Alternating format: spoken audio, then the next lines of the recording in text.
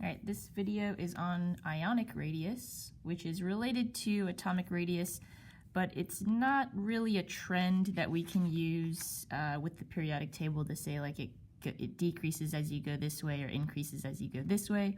We just have to think about what has happened to our electrons and how does it compare to the charge in the nucleus with the number of protons that we have.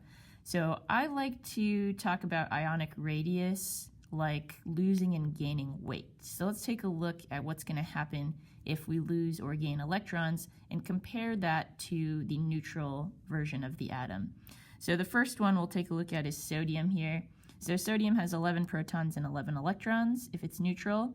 And if it becomes its ion, which is Na+, or if it has a +1 charge, that means it lost an electron. So we can kind of talk about that as if the atom lost weight, right? Because now it's going to have the same amount of protons, that didn't change, but it has one fewer electron. And so what it allows that to do is that the 11 protons will then be able to pull the electrons in closer because they don't have as many to worry about. They have one fewer electron, so they can pull those electrons in closer, making the radius of the ion smaller. So this is always the case with cations. Remember, cations are positively charged ions. So cations will always be smaller than their neutral atom because they've lost weight. So the protons can pull those fewer electrons closer. Okay, so positive ions are always smaller than their neutral counterpart. If we look at anions, or the negative ions, let's start with fluorine. Neutral, it would have 9 protons and 9 electrons. If it becomes fluorine with a -1 charge, fluoride, it means it gained an electron or it gained weight with our metaphor here. And so it still has its 9 protons, but now it has 10 electrons. And so the 9 protons aren't going to be able to control those electrons as well, and it's going to blow up a little bit in size. So this will always be the case with anions, is that they will always be larger than their neutral counterpart. So since the protons have more electrons to hold on to, the anions will be bigger than the neutral atom.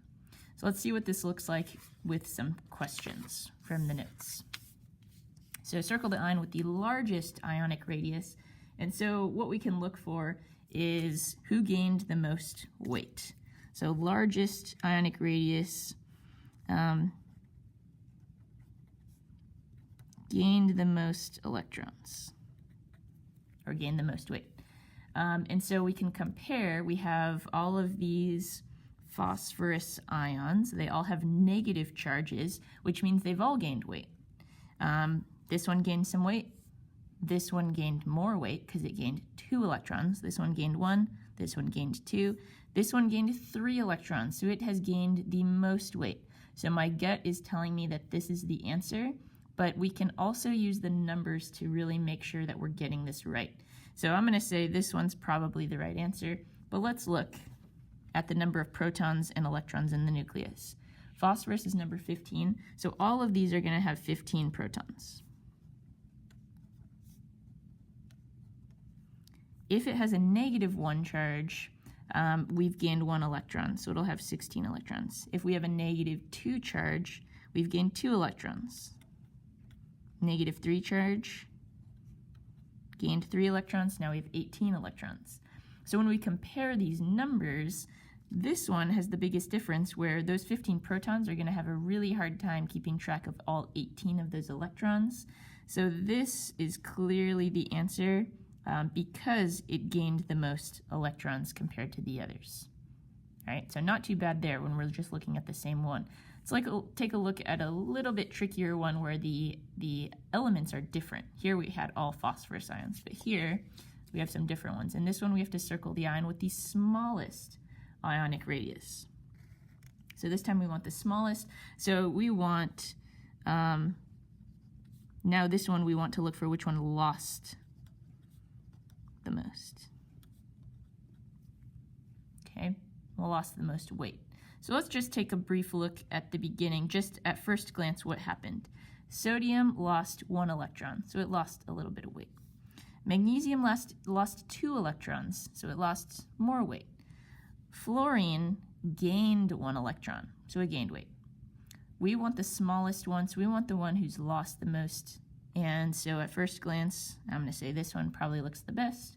But again, we can compare the numbers here.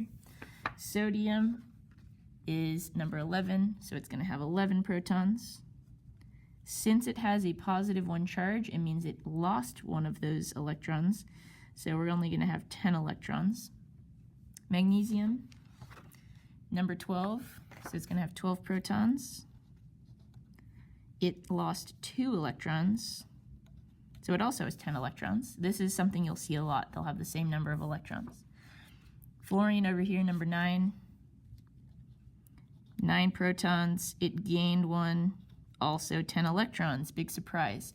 This is a very common type of problem where you're going to have 2 or 3 ions with all the same number of electrons. So you can't just look at the number of electrons. You have to look at how those numbers compare to the number of protons they have. Okay? So here you have 11, 12, 9. Since they each have the same number of electrons, here when magnesium has 12 protons, it has the most protons to control those 10 electrons. So here we have the stronger magnet, a magnet of 12 positive, right, with the 10 negative. Here we have 11 positive with 10 negative. Here we have 9 positive with 10 negative. So magnesium having the 12 protons in the nucleus is the strongest magnet, and we already said we thought it was that one because it lost the most weight. It lost the most electrons. So it's this one because it lost the most, and it's the strongest magnet, meaning its charge in the nucleus is the biggest with its 12 protons. Okay, so there's a couple different ways you can approach these problems. Honestly, most of the time your gut instinct is going to be the best and the easiest to just say who lost the most weight, who gained the most weight, by looking at did it lose or gain electrons.